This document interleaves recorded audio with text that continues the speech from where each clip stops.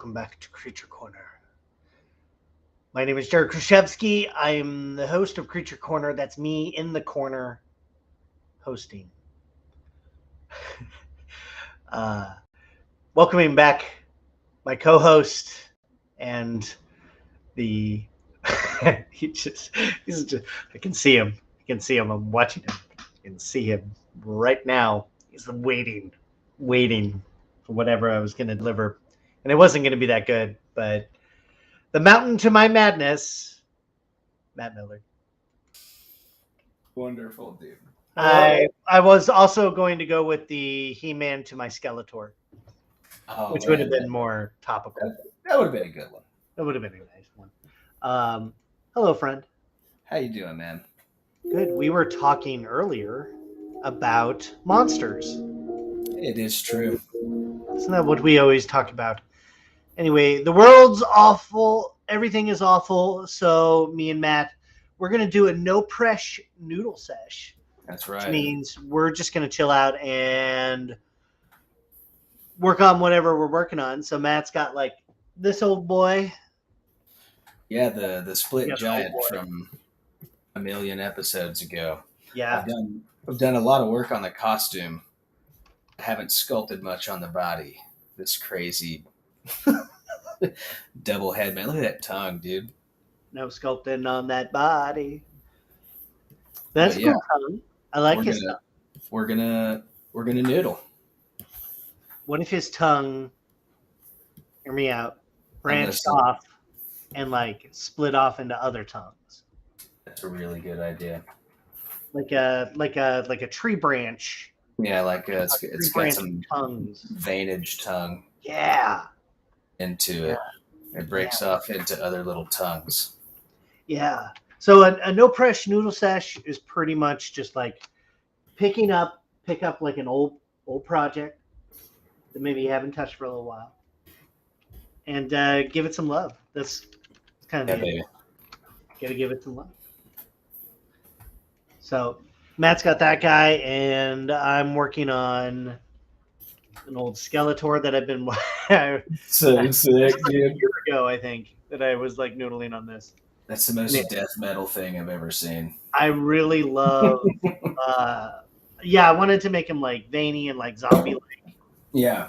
And so I'm gonna noodle on this today, and then depending on where we decide, how we land, I might even try and get him posed. Oh yeah. Like clean up some parts, get him posed. I've got his little staff here, his like little evil. Yo, that is so sick. Yeah, it's pretty sick. And then that's dope. It's pretty sick. And then I got to. He's got a ball on his head. He's got a ball. Whenever you have like an orb that gotta ponder, gotta have a ball. Gotta have an orb. It's an orb, Matt. It's a ball. It's not a ball. That's a ball. A ball bounces. An orb. When you put a plastic texture on that thing, that's a ball. You put some laces on it, it's a baseball. I'm saying, man. Jordan, what's up? What's up, Jordan? That's what we like. Dude, Masters of the Universe, man. Like, you don't understand. Young people don't understand. Like, when we were young, our adaptations sucked. I mean, yeah. Like, did you see the old like Captain America and Thor? Oh yeah, dude. Like, they did not know how to do that stuff, and now you have all the adaptations. They were doing the Lord's work back then, Jared. But like He-Man was still dope. Now it's just like a different thing. He-Man. Dude, I remember renting He-Man-ame. Yeah. It's not a ball. It's not a ball. It's an orb. It's a ball, dude. No, it's an orb. Look, Palmer knows. What's up, pal? It's a ball. Dude, it's an orb. I remember renting like the really, really old He-Man cartoons to where it wasn't even animation. It was just like they would just show a frame. It'd be a still frame, and then there'd be like 10-minute or a little 10-second dialogue, and then it'd cut back to another still image. They had a. Oh yeah, like you would see like one part of the mouth move. Yeah. It's just it's just a frame, and then they're like, yeah. They're so cheap with that stuff. Good times, great oldies. But we also had the day of like messaging, like, kids, don't do drugs. Don't do drugs, or He-Man's gonna, or He-Man's gonna have the power. He-Man, or you're not getting the power. Yeah, you're not getting the power. Yeah. Don't do drugs, kids. You won't get the power. You won't get the power. And it was sad. We wanted the power. Everybody wants the power. Everybody wants the power. So no PRESH noodle sesh. And sometimes it's nice to like not have to build something. Matt, you said you've been really busy. Oh yeah, I'm triple booked right now for 2 weeks in a row. Probably got 2 or 3 more weeks to come. I guess technically quadruple booked with this show. Yeah, because I was thinking about like everything that I like piled on, and I was like, oh, that's right, and the stream. Yeah. Stream. Yeah. So stream. My brain is mush. And yeah. So that's why we decided. That's why we were just like, cool. Let's just do a noodle sesh. Yeah, it's time for some noodles. What kind of noodles do you like, Jared? I like spicy ramen noodles. Okay, spicy ramen noodles. Are you a noodle? Or pho? I don't like noodles. I'm just kidding, dude. I love noodles, man. I love all of them. I love all of them. I mean, macaroni and cheese. Classic. You know how much like macaroni and cheese I've eaten? No. Oh man, dude. My kid will only eat macaroni and cheese. That's it. That's a smart kid. It's like the one thing. He's growing up right. He's a lucky little dude. You know what I mean? So exciting stuff going on in the world of CG. Have you watched like any of Love, Death, and Robots? Yeah. I watched it all. You watched it all? Okay, so like it was.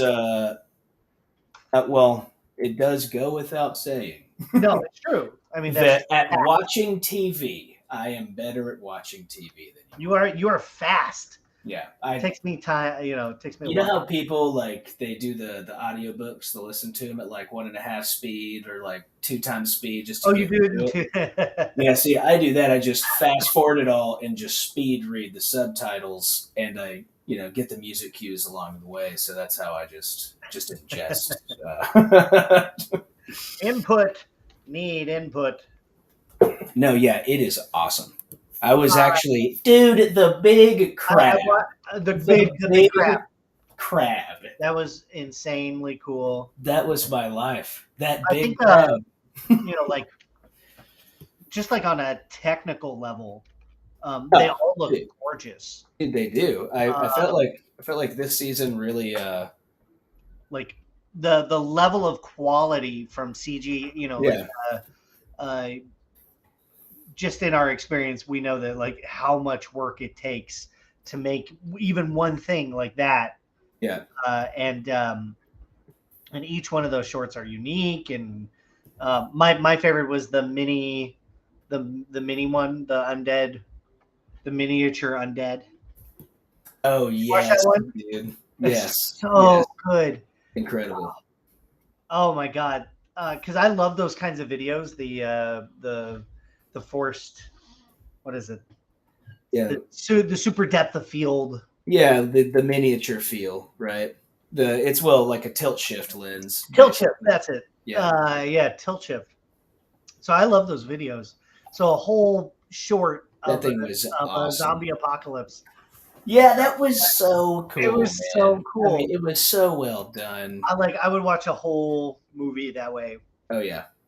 But there's something about seeing it like that at that scale. You almost feel godlike or omniscient Like Yeah, you're watching these things happen. it almost felt like a video game. Like Yeah, or you're like some you're kind like of the passive creator. Yeah. observer. So there's a really weird kind of cool effect. But I enjoyed it, and all the other shorts. I think I have like 2 that I have not seen yet. Yeah, the last 2, I guess. No, I saw one of the last. I saw the one with the conquistador, the Yeah. last one. I think. Yeah. Should Yeah. Get the name. I think it's called Tim. It's called Tim. Yeah. It's called Tim Pibbins. It's called Tim Pibbins, Your Honor. It's called Tim Pibbins. I love that we always have to defend whatever. Yeah. Yeah. That we have to, like, Your Honor, like Your Honor. we have been brought up on, like, have to stand before lawyers. Yeah, be dude. like, look, Your Honor. That's what it's like. That's what it's like whenever you're defending Tim Pibbins. Your life could change on a whim, like that. We don't have that kind of control. Tim Pibbins. Tim Pibbins, attorney at law. Pibbins. Good friend. Now he's the attorney. now who's the attorney? Yeah. Your Honor, I'm firing my attorney and I'm acting as my own attorney. Yeah, with me, it's always, the Your Honor thing, or you add, like, Tim Pibbinson's disease. You always, yeah. You hit it with that, anything. Like anything that follows, Your Honor. Yeah, it's a disease, Your Honor. He was born with Tim Pibbinson's. He's got Tim Pibbins. He was born with the Pibbins. He's got poise. He's got poise. He's got grace. He's got Tim Pibbins. He's got Tim Pibbins. Yeah. It's turned into like a product. Yeah, like a product place. It's like a male cleansing. Yeah, feeling down on your game? Pibbins is here. Tim Pibbins. Not your freshest? Tim Pibbins. Yeah. Have you been injured in a car wreck? Have you been injured? Call the law offices of Tim and Pibbins. Oh. But yeah, all of those shorts have been really, really cool. I love the last season too. The one with the giant that washes up on shore. That was awesome. Spectacular. And how is that just not the perfect? Like, that's exactly what would happen. I know it would. It's all the way to the parts hanging in a museum. Yeah, right. Gosh, that was so cool. It would. I mean, absolutely. People would be doing TikToks. Yep, they would be. They would tick and or talk. I'm trying to find some rope. My rope brush. Trying to find some rope. Get the rope. I need to go see a man about a rope. Go see a man about a Pibbins. This is what this is what my wife has to endure. Just me like Tim Pibbins, liberty do. She's like, Lord Periwinkle Doomy Feather. Yeah, she's like, what did I sign up for? Oh, just madness. Just insane madness. That poor woman. I'm like, oh, Mr. Dip Pibbins. Let me tell you about my catchphrase. It goes, chippy, chippy, yow, yow. Chippy, chippy, yow, yow. I actually got my kid to say chippy, chippy, yow, yow. Love it. Let me tell you something. It's fantastic. It's a good time. You want to get people to say chippy, chippy, yow, yow. All right, we're going to try that thing. You going to try that thing? We're going to try that thing. Because I want to wrap this. I want to wrap some rope around the bottom. He's a rope man. I'm a rope man. Because I got an orb down here at the bottom, too. I'm going to wrap this rope around this orb.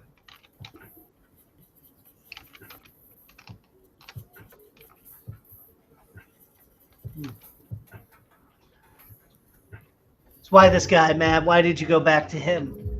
Dude, I think I can hear myself. Oh no, I'm good. You can't hear yourself? No, I'm good. This guy,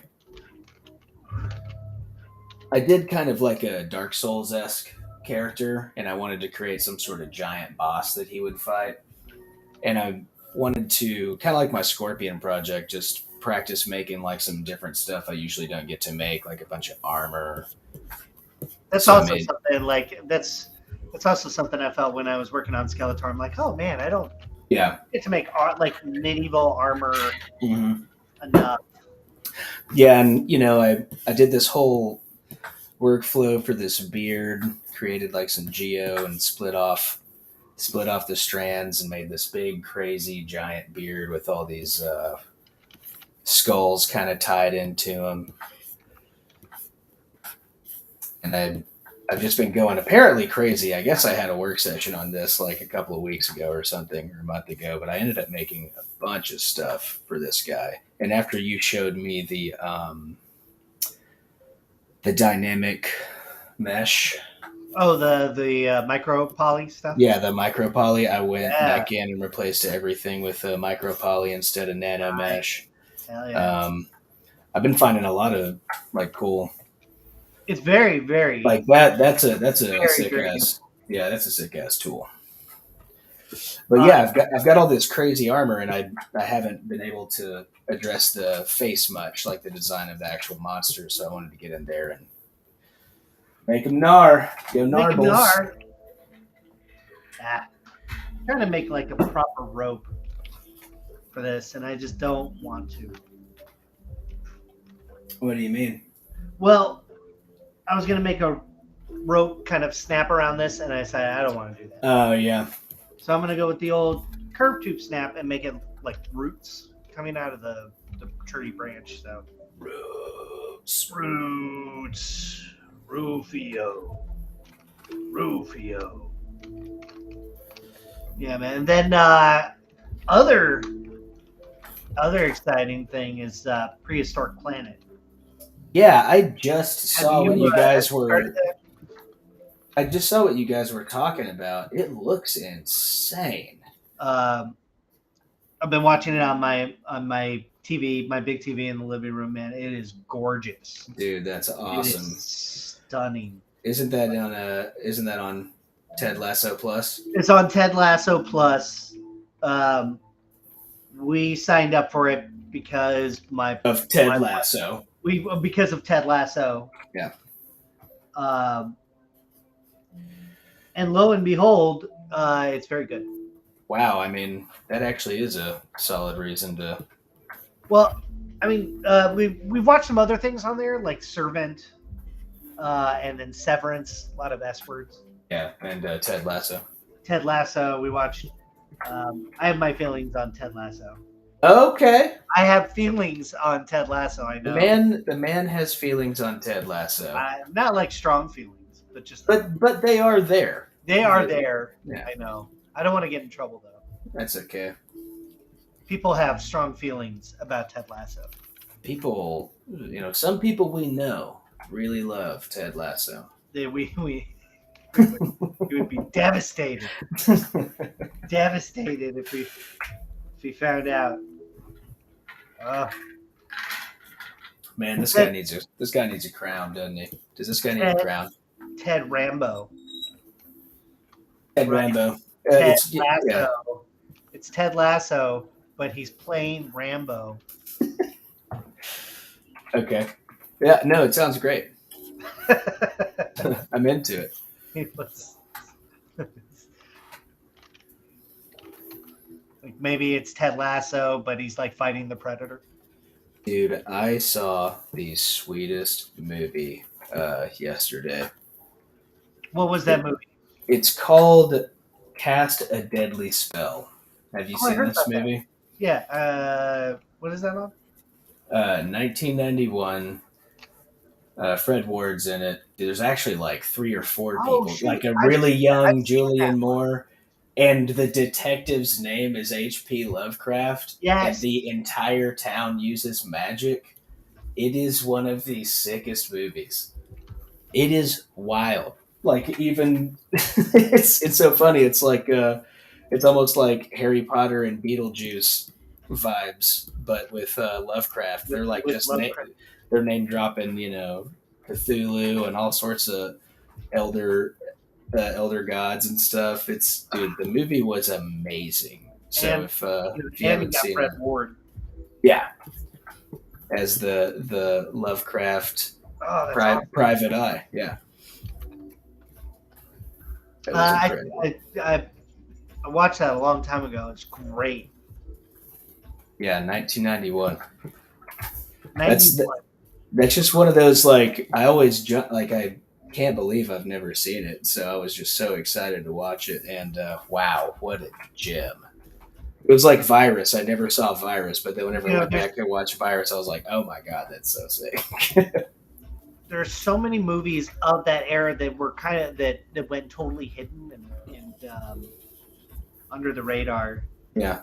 And it was there were so many that like I didn't know about that you knew about that you introduced me to, and I was like, oh my god. Yeah. Because Matt's a Blockbuster video. I am an entire establishment.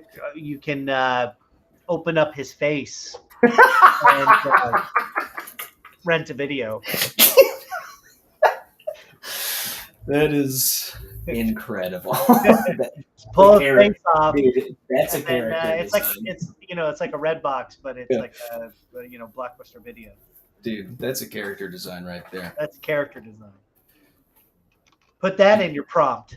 You've got your glove on. You about to go shoot some pool?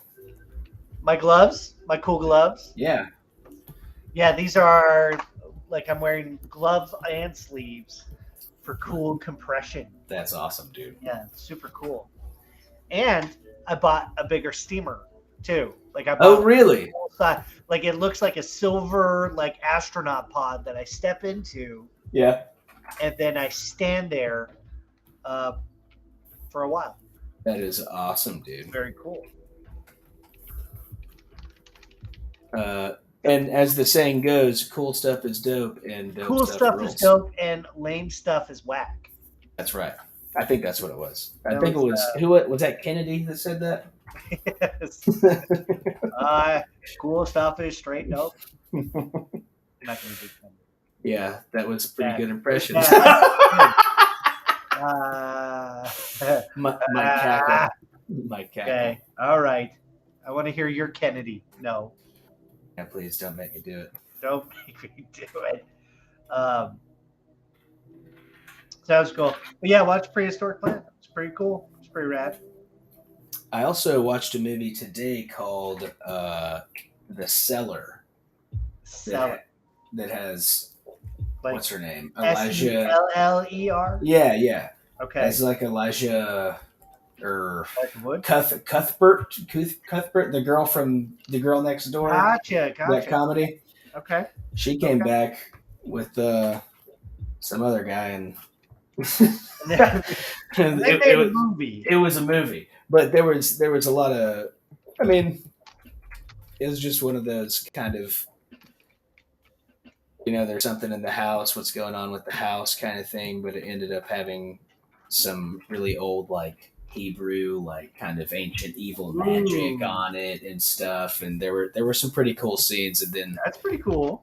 Then at the end, it's just a big kind of like a guy in a hat. I mean, it's not a guy in a hat. No, it's way cooler than that, but it's like you get that kind of just awesome spectacle of a big bodysuit kind of creature. And That's fun. You're like, oh, cool. The Cellar, like SC or CELL? Yeah, TEH. CE. yeah, the Cellar. It's on. Well, it could be like the seller, like the guy, like someone that's selling you something. Selling you something. I understand the predicament. And he's like, "Hey, for us, it's confusing." It's confusing. Okay. The Cellar. But yeah, I mean, dude, Cast a Deadly Spell. Cast a Deadly Spell. Oh, I mean, great movie. They have that old saying, like, What's wrong with your car? Oh, there's gremlins in my engine. But they actually did that joke in the movie. He was like, I know what's wrong with it. And he opens up the engine, the hood, and it's just a bunch of gremlins in there going, like chewing on. Dude, it's incredible. Worth a revisit if you got the Definitely, time. must rewatch. Oh man, and I saw Men. Alex Oh Garland's. yeah, you saw that. That movie was nuts. Is it as? I mean, it's Garland, so you. Yeah. So it gets. Yeah, I heard the third act gets bonkers. Don't. It is. No, I can't. I would never. And it's literally nothing you would ever expect. It's a guy in a hat. It is a dude in a man. See, you spoiled it. See, no, I'm just really good at guessing. That's like it's Garland, so like so it's got to be a dude in a hat. He's gonna be wearing a hat. Let me tell you, that's how Ex Machina ended. Yeah, dude was wearing a hat. Wearing a hat, but it was really the robot's hat. Imagine the pitch. How's everyone doing out there? Yeah, we are. We're going on a full madness. We're going on a full wearing a hat thing. Is everyone wearing a hat? If you're wearing a hat, let us know. Yeah, if anyone's wearing a hat. If you're wearing a hat right now. Bonus points. Bonus points for hats. No, we're in Noodle Town. We're in Noodle Town. And Noodle Town is very cool. It's also known as Fun Zone. Fun Zone. Okay, so fun for me is renaming. Yeah, I've got to go through and renaming all of these subtools. I got to put a bunch of subtools and folders and all sorts of stuff. But you know what? I'm in Noodle Town. You're in Noodle Town. I'm in Fun Zone. He's having a fun time. It's a zone where you get to noodle and also have some fun. But also just finish something, right? Yeah, you're just getting closer to finishing something. Because it happens in CG, you'll build something and then a new shiny project will come along and be like, I want to work on that. Right. Working on that. And then suddenly you've abandoned that thing that you were working on. It would be really cool if you just, finished it. I had that happen with Skeletor. I was like, oh man, I forgot I worked on this. I was working on this. Yeah, that's awesome. It's a dope model. It is pretty cool. But I want to make them I want to take them to Shred Town, make them metal. Yeah, you gotta make them metal. Splinters.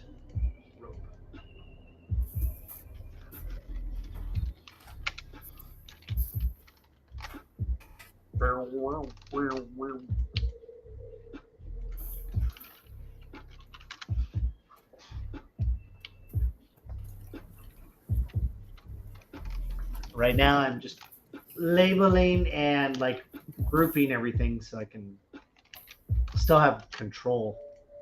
There's nothing worse than merging a bunch of stuff together, and then you realize I have to split it apart later. Mm-hmm. And you're like, oh, this is gonna be real bad. This is gonna take a long time. This is a bad decision I made. Uh-oh.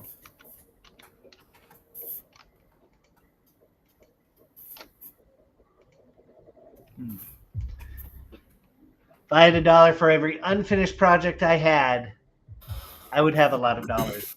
It is. I would be rich. I would be rich. I would be rich. My we'll just take you through my graveyard. But that's what's fun about a project and a no PRESH noodle sesh, is that you can bring it back from the dead. But I have a whole lot of projects that just dead, Oh yeah, or man. that are at various stages. I have this BoJack Horseman I want to get back to at some point. Dude, that thing is awesome. Yeah. I really probably the next time I rewatch everything because it's so fun. Dude, that is incredible. Yeah. And I have like the full. The suit is great, man. Yeah. That is great. Like really, I just want to put like a beer bottle in his hand, and then I'm probably good to go. Like a drink or something. Yeah, pose him down. That'd be awesome. awesome. Yeah. I mean, like, and then That's I had the reason why I had him in his underwear too is I was going to put him in a bathrobe. Oh, nice. And then recreate him like sitting on the edge of his pool. Right. So that's one that's in Noodle Town. Dude, that's awesome. Love that. I know. Put one like put a curtain behind him, like a microphone. So this would be stand-up BoJack. But like I want to put like actual fur on him, make him look good. Dude, that's so awesome. I know. I'll get back to it. That's one of those that's like you just know is sitting there and like waiting. But then I got Skeletor here, so that's also important.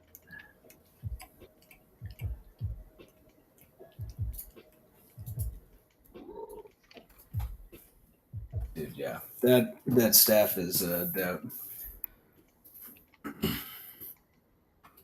The ball is tight. Yeah, the ball is tight. You gotta have the orb. You have oh wow. A creature corner. Are we having environment corner as well? Oh. Gonna have to get David Olson in here. Oh yeah, actually we should get David Olson. Gonna have to get David Olson in here. We've been pestering him. Maybe I know, man. We gotta up the pester. We gotta go to Pester Zone. We gotta go to Pester Town. Pester Zone USA. Pester. It's good. It's good pester. Lester Pester, attorney at law. He was born with Pestersons, Your Honor.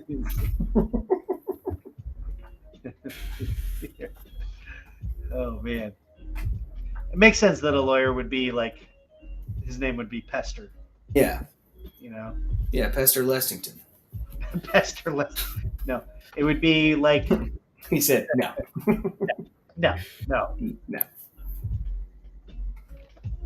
It would have to be like Marty.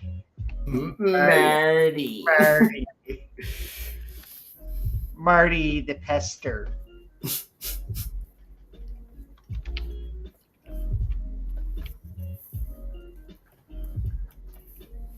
Your Honor, I am Marty Pester. And I have 10 pibbins. You've been injured in a car wreck, Your Honor. Your Honor, were you injured in a car wreck? I see you have a neck brace. I'm a lawyer. I'll have you know he's a doctor and a lawyer. And I'm ready to get my I did finally have some time on Friday to get all of my airbrush stuff set up. Oh wow, you got it all in. I got an additional table out in the garage. Got the compressor hooked up, everything hooked up. Now all I need is the time. You know what I mean? But I'm excited. I'm excited to get in there and start figuring it out. It's gonna be fun. It's always fun. It's always like nice to learn a new thing. There was a question about is this vertex paint or textures? This is all vertex. Yeah. Right now, just painting some fat nasties. Going to fat nasties. Fat nasties. But this was I took a horse from one project, cut its head off, slapped it on a scan data body, and then I played around with it, giving him like a big belly, And then so you can see like there is some like scan data ness from it. Yeah. If I wanted to like really take this up to the next level, but I'm not going to do that. I'm not going to do that. You're not looking at his feet. You're up here. Eyes up here, buddy. Eyes up here, big guy. Can you tile vertex paints? That sweater looked pretty detailed too. What I did for the sweater, you can see it's kind of ugly here, but I just made like an X brush with vertex paint on it, so color, and I just dragged it across. Oh, cool. Yeah. I think I actually, you know what this is? This is a stitch brush that I had. So it's just a really big X stitch brush, and you can make it yourself. And that's how I did it. But the jeans here, the jeans are scan data. So the jeans and sweater are scan data, and I ripped the arms off because you're not going to see them. So the arms are like, they're just little cylinders of flat geometry. Little nibbies. They're little nibbies. And then, yeah, that's where he's at now. And he's got a little cigarette in his mouth. Gotta have the cig. Gotta have a ciggy. But he's, you know, it's good fun. And then also, like, it's BoJack, you know? Yeah. It's BoJack. One day I'll get him. Did you ever print your Pickle Rick? No, dude, that is so. I mean, like, I still have stuff left to do with it. Let me pull them up. Like, I have to. Although what you were saying, where is it?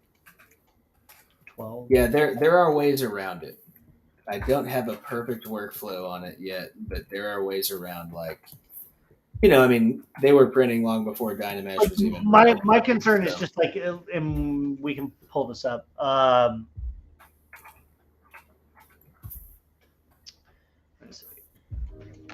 I haven't looked at this guy in forever. Yeah, it's been a long time. Been a long time. Been a long time. It's Pickle Rick that I built. I did this for a like intro to ZBrush class at Gnomon. That's cool. I was like, you know, here's how you build a Pickle Rick, just using ZBrush. Mm-hmm. That is so sick, dude. Dude, and this was so much fun to do. It's just like. That's nice such a great model, dude. Yeah, and nice to do something that you know, is not my usual thing. Yeah, so it's nice. You know, like modeling is different than design brain. You know, you're just like model brain. Anyway, yeah. So yeah, he's standing on a pile of dead rats. So yeah, my big concern is like I'm gonna have to like go through and up the thickness on the rubber bands here. Yeah, because that for sure would break. Yeah, absolutely. You know, I mean, so, like, it might not break in print, but the second you try and pull like the supports off, it's over. yeah, just like shatters. Yeah. Mm-hmm. And then so I have to go through and I have to like you have to go through and suck everything to the surface. So that's the only that's the only thing that keeps me from wanting to do that is just the work. Yeah, dude, and on like a project where you're like, I could knock this out, and then you really start to look at it, you're like, oh my god, yeah, and that takes so long. You start doing the math of like, this is going to take forever, and I don't do it because like there's always something newer and shinier, and I'm a designer, so like for me, 3D engineering, if I'm going to sit there and do it, I'm going to do it on something I can do quickly, right? Otherwise, you have to build with printing in mind. But yeah, that's a real thing, you know.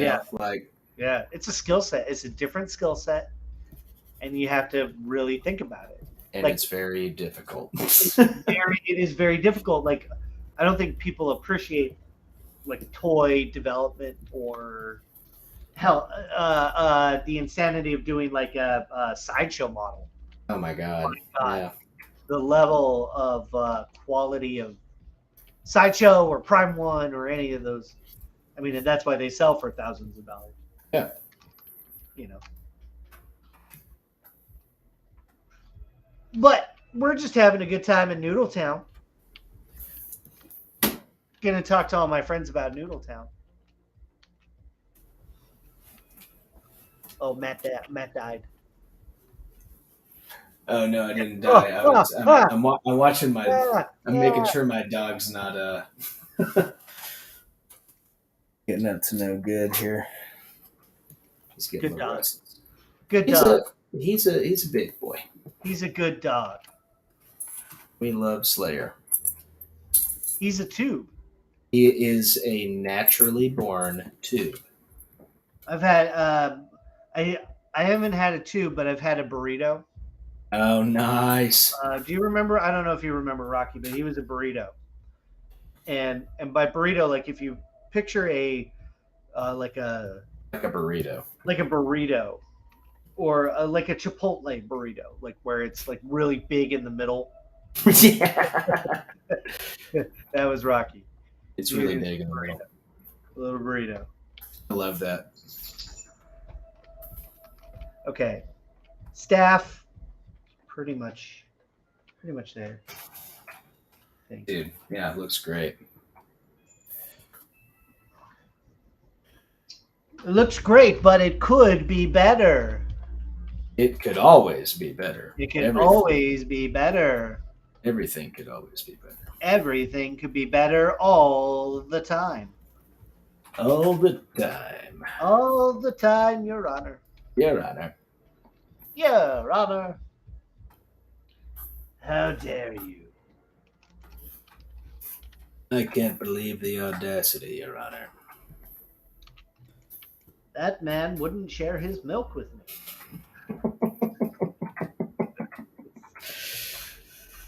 We are smart human beings. We are full people.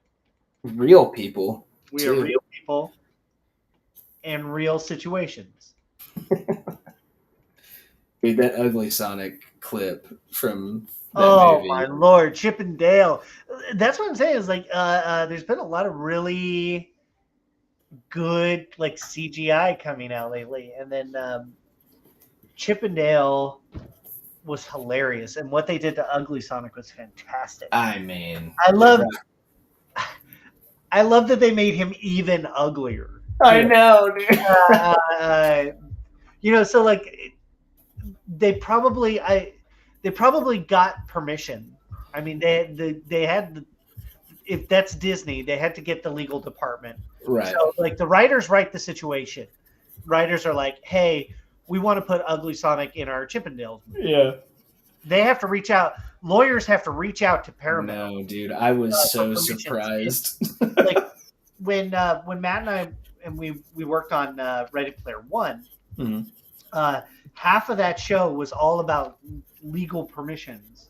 Oh yeah, and like what characters would appear and what not. So we would do designs for characters and not know if they would make it or not. Yeah, absolutely. And they also had an entire department that just reviewed all of your work and cross-checked it across the entire existence of design. Every yeah, dude. Like that was crazy. Like, hey, this looks way too similar to this. And like they were scrutinizing down to that level, which was bonkers, because they had a world to populate. Yeah. Thousands and thousands. But it's also like populated by people dressed as bizarre avatars. I was actually, as funny as I was thinking just the other day about Raptor Mom. Yeah, dude, yes. And I was like, man, we full out made a full character based on some mom in like Ohio or something. Yeah. This was her whole character. It was Raptor Mom. We just had all these. And that was what the name we settled on, because we had to name the characters. Yeah, we did. We had to name all these characters as well, because they needed unique names for production. For production, just so they had code names. Yeah, it was hilarious. So we had all these characters, and we just look up the images, and everybody would just be firing off like dumbass names. You know? Sometimes it was like the first one wins, Yeah. and then others, like, it took a little bit of work. Mm-hmm. I don't know who came up with Raptor Mom, but it was like a collective, like, Yeah. Raptor Mom 42. Yep. I put in the 42 because I figured, like, someone went, Someone was already a Raptor Mom. Like, Yeah, Raptor someone's Mom already had got been taken up to 42 times. So Yeah. Yeah. a lot of Raptor Moms out there. But I think we had it like Raptor Mom was like Tiger Mom. Do you remember that? Like, oh, it's like she's into Raptor Mom. It's like a new style of parenting. I remember all of the sound effects we would make for all of the characters were like the Murgatroyd. You had some great Murgatroyd sound effects. Man. Oh, Murgatroyd. You're just Murgatroyd. Yeah. There was your little dude, your little octopus dude. Oh, Billy. Yeah, that was his name. What was his name, Billy? I named him Killer Billy. Killer Billy. No, the funny story behind that is, so David Olson and I had an inside joke about like this. It's like, yeah, I want to see an octopus riding a dirt bike, right? And so then Ready Player One comes in. I was like, shit, well, I'm going to do it. I'm like, this is they said blue sky. This is the perfect. They gave you like free sky, like blue sky. Just do whatever you want. Anthony, hello, welcome. What's up? What's up? Yeah, so we had blue sky, and I was like, man, I'm gonna do we had octopus riding a dirt bike. I don't like, and just so you know, like, it's very, very rare to get that. Oh yeah. Because normally, most of the time, they're like, we have this character, he's got to do this in the movie, and you're like, okay, cool. Yeah. Make this thing, make it look cool, have fun. Here they were like, we need to populate we have to populate the entire internet, and I'm sure they had every possible visual effects house going. Oh yeah, absolutely. Which is kind of like a designer's dream, because you just get to do whatever you want, and then like also with the knowledge that like Steven Spielberg has to approve all this. Yeah, that was the funny part of Billy the Octopus, Killer Billy, because like I submitted the design and it was literally just a little octopus riding a little dirt bike. Yeah, dirt bike, and like I think he had like a tube on his back or something. Yeah, he had like just a big like fishbowl helmet, I think. Yes, with the rubber ducky in it. Yeah, there you go. And then it came back and he said, Steven Spielberg said, I like this one, but he doesn't have a weapon. And I was like, crap. I was like, I forgot. Yeah, I was like, you blew it, dude. Yeah, I did. I absolutely blew it because I didn't add like. You could have had little Billy slaying in there. Yeah, should have put like a laser gun on it. Oh, what if it had like his little spinner hat? If he had a little spinner hat, but it was. But then I did the whole. Yes. The next version where he was in that, I was like, oh, he doesn't have any weapons. Well, now he's got like 1 million weapons. Yeah. You tanked him up. Yeah. And it was probably like, there's too many weapons. He was like, you know what? I don't like you. Go away, Matt Millard. Like, go away, Matt Millard. That's what Steven said. That is exact words, verbatim. That's not true. He doesn't know we exist. We are the magic little elves. Magic little elves of the CG world. I'm looking at it. We're having a good time. How's everybody doing?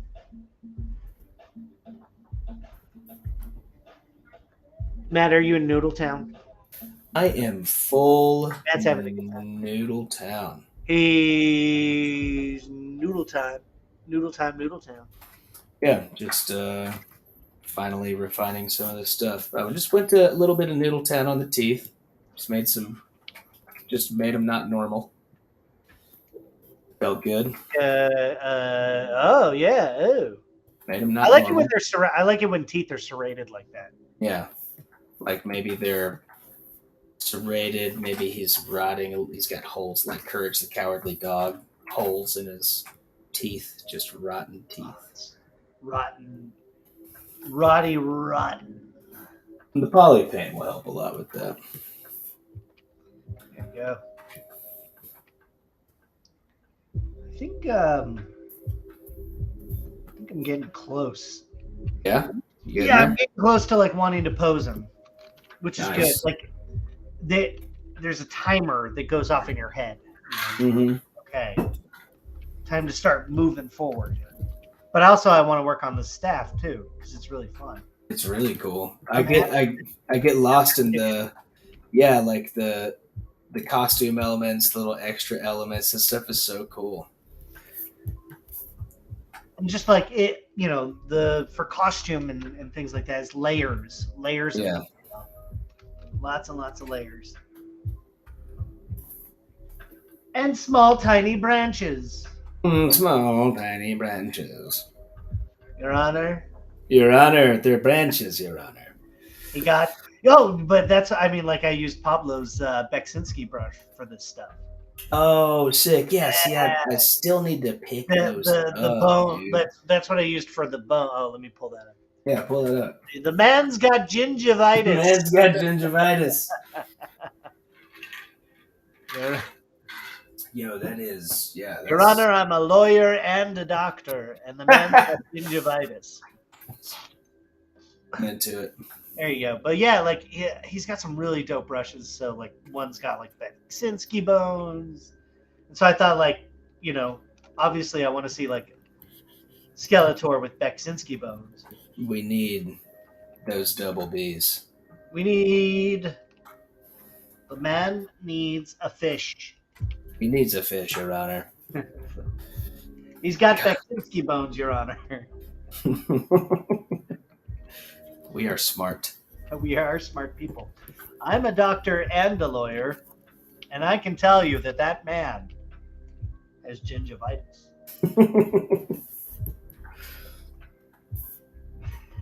It's so bad. But it feels so good. It feels good to be bad and make monsters. We're having a good time. Love having a good time. I love monsters and having a good time.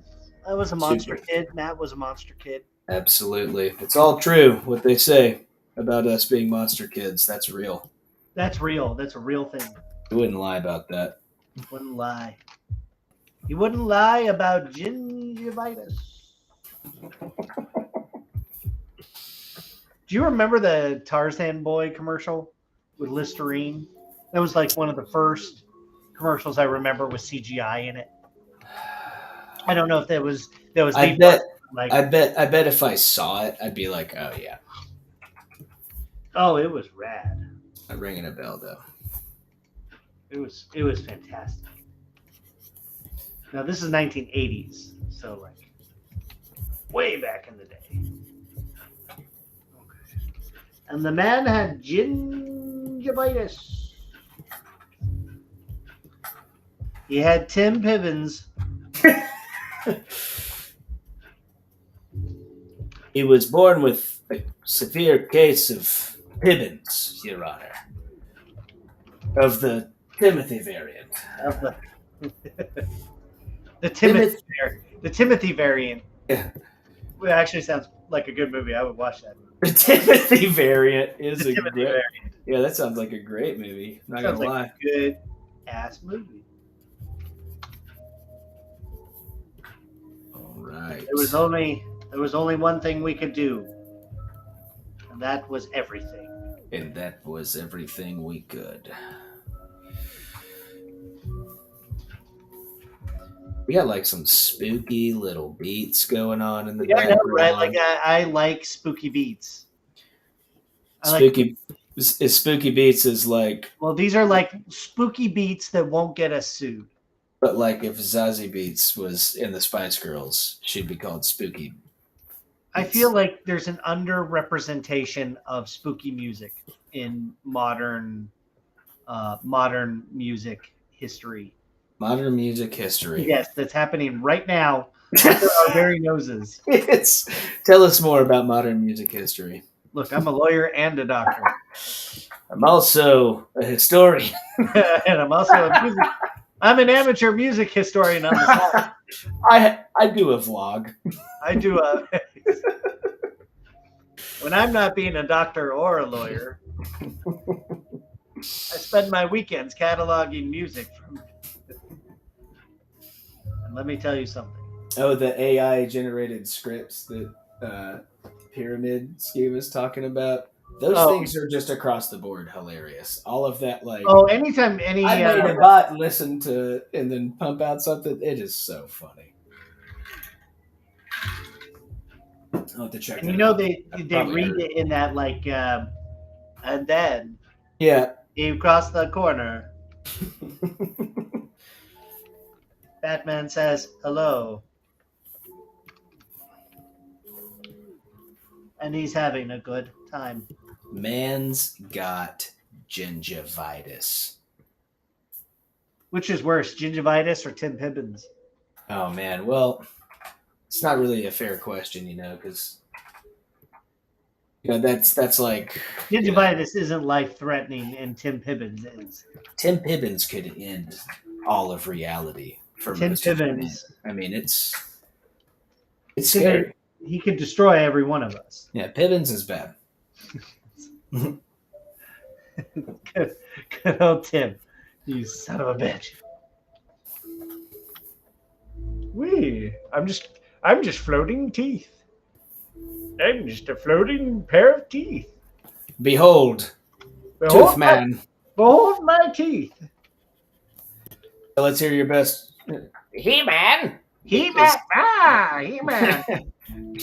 your Skeletor voice. What does he sound like? Was that? I thought I was doing it.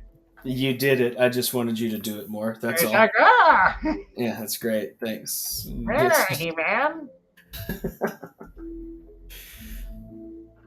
Foiled again. If it wasn't for you and those meddling kids. If it wasn't for you and that damned dog, the sword of power would be mine. Dolph Lundgren, man. Tim Pibbins. Dolph Lundgren, dude. We got Dolph Lundgren. Dude isn't he he's a doctor?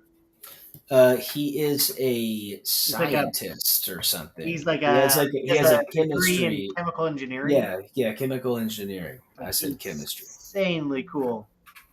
I have a degree in theater. Same.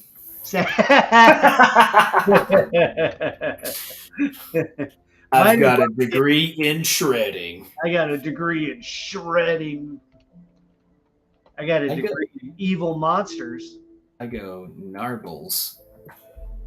Narful the Garthok? Narful the Garthok? Human chewing gum. Humans. Dude, the human chewing gum thing, still to this day, that's one of my favorite. Still really good. Mabs. Mabs. I've seen that movie. I've seen that movie a lot. Yeah, I've seen it so much. I've watched that movie a lot. We're talking about Coneheads. Yeah. In case you're coming in and you're like, oh, you guys are annoying. Yeah, you guys are really dumb. You guys are really dumb. Robinson voice. Oh, man, you got... Like, truly, it's a good thing we're good artists because we are dumb. Just bricks of dirt. Just really like brick. Like, not useful to society in any other way. When the apocalypse comes and they're like, what are your skills? What are you good at? And we're like, well, I could tell you I could be stupid. Am I a jester now? Please don't kill me. Yeah. Be like, dude, listen, I do a great Skeletor voice. Yeah. You don't get it. You don't get it. It slams. It slams, dude. And I make jokes, and we talk about Runner. We're having a good time. And they're like, kill him. Yeah, kill him. Kill him. Kill him immediately. Kill him immediately. Because I'm in Noodle Town. Arr! Noodle Town. Noodle. Yeah. I want to add some like kind of gross texture to him too. Kind of blacken him up a little bit. Yeah, yeah. You know, like he's Noodle Town. Yeah, he looks. What is? I mean, what is super Skeletor? What is death he? metal. What is Skeletor? Dude, I have no idea. That's the genus, and Skeletorus. yeah, Skeletorus. He That's all of them. That's the genus Zerbins, all of it. The genus fly swap. Like I watched the new He-Man, and I think he was like a guy who tried to get the Sword of Power, and then like it corrupted him or something. Okay. I just know that it's like, mortal enemy status. Yeah, they're definitely mortal enemies. I just don't know if like he just has even in the old cartoons, I don't know if they actually kind of made it clear. It's just like, dude's jealous of He-Man and wants to. He wants like stuff. He wants the power. Yeah. And He-Man says his famous line, "I have the power." Well, he's stating the fact. He's stating that he has power. He has that power. When he brings the two halves of the sword together. When I bring the two halves of my sword together. The power of Grayskull becomes yours. Yeah, and Grayskull is a good time. If you're ever into it, man, watch the Toys That Made Us on He-Man. Oh man, I love watching those documentaries because like toy makers are nuts. Yeah, and they're all kind of insanely jealous and like conspiratorial. I love it. They're like, yeah, so they told us to make, we had all these old molds of like cats. Mm-hmm. So they're like, yeah, build a saddle for that cat and put a buff guy on it. That's amazing. And they're like, yeah, and we put that out on shelves and it became He-Man. It was a huge And his thing. name is His name was Man. He-Man. That's incredible. And they that's like your character Guy Dude. Guy Dude? Yeah, here's Bro Guy. Like, bro. Here's Dude bro. Man. Yeah. Dude Man. It's just Dude Lad. Dude Lad. Dude Lad. Lad, bro. What's up, bro? Dude Lad here. Hey, thanks so much, Red Horizon 94. Yes, thank you, man. Appreciate that. We're having a good time. Matt here, he's working on a nasty like twin skull boy. Yeah, he's having a bad time. He's having a really bad time, and that's the main goal: is to make sure everyone has bad times. Get these little. Got these. We like it when they have a bad time.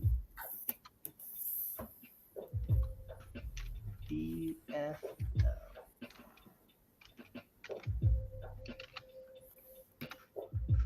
Everyone's having a bad time. This This is one of those things where I can tell like I need a new computer because I can't render this on GPU. There's just like too much shit going on in this scene, It's like, man, you got a lot of stuff going on in here. We can't hang with that. And the CPU renders always look great because like ray tracing is incredible, but man, it's very taxing. Yeah, it just takes much more time.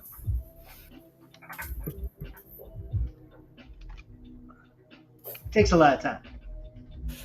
Takes a little time.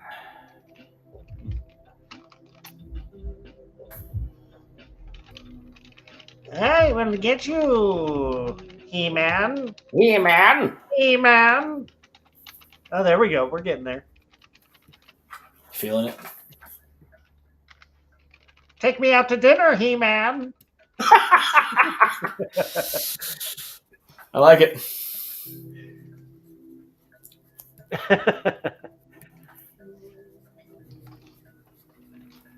You'll never have the sort of power, He-Man. I guess you could if you wanted. Yeah, I mean, You can have the sword. he's bad. Skeletor is bad. He's just a bad dude. Like, he's evil. Like, he just but he also just kind of sucks, right? It's like he's not a good dude.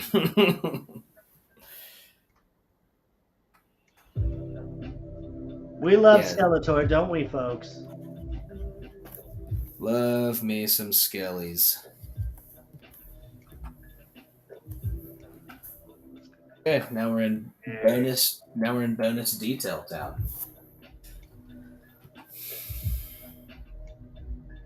It's just such a big. It's crazy because you kind of underestimate sometimes just like how big a project is, you know.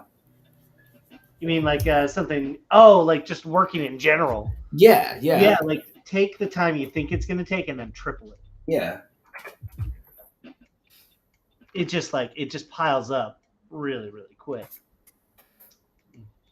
Especially just depending on like level of completion you're wanting, right? Like if I ever wanted to print this, I would have to make sure that it's like actually sculpted up really nicely.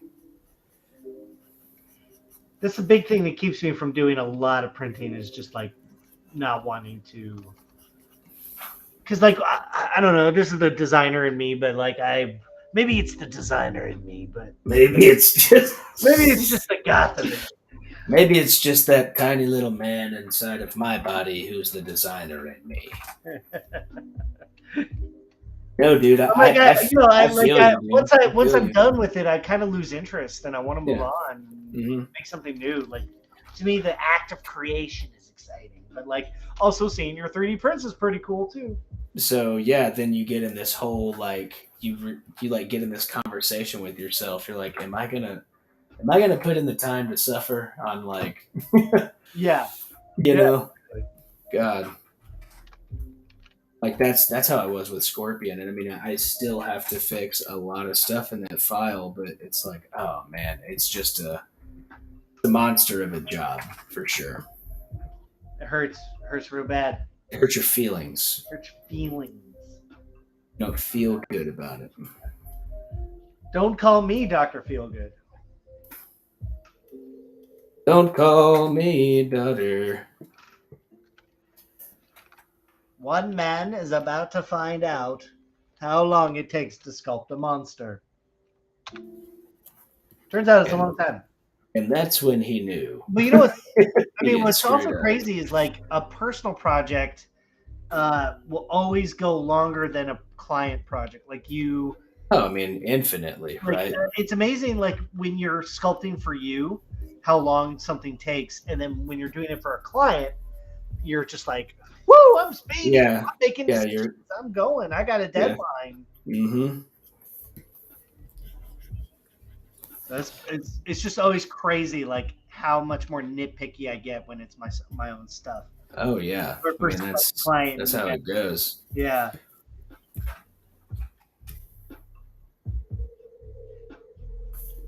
Let's see. Seen one of you before. Was it at Hello Solar Dragon? Was it one of you teacher to summer camp during the pandemic? Before the pandemic? Yes, that was me. I did that. You probably saw me. Hello.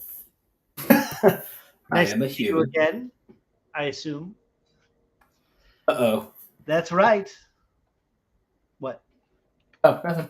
I was just saying, like, what if it wasn't? Oh, what if it wasn't nice to see you again? Right? It wasn't nice to see you. Like, what if you sucked? Yeah, I remember you. Yeah. You want to say that to my face, big guy? I remember you. Okay.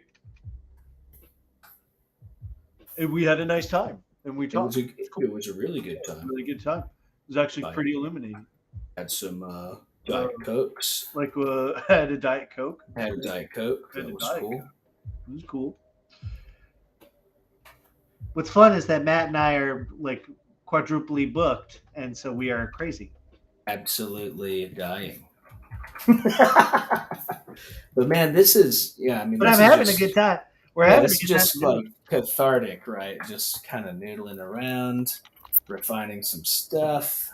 It's like that's why it's no PRESH. It's a no PRESH noodle sesh. It's a no PRESH noodle sesh. Listen, man. We've all had a lot of stuff going on. And sometimes you just gotta, no PRESH. No PRESH. It wasn't in your class, but it was the creature character design course, I think. Probably. Yes. I did. Gnomon does a summer camp for. Oh, okay. Yeah. To introduce them to the campus and life as a CG elf. Yes. And so they come around, they hang out, they get some pizza, they watch a movie at lunch. It's a good time.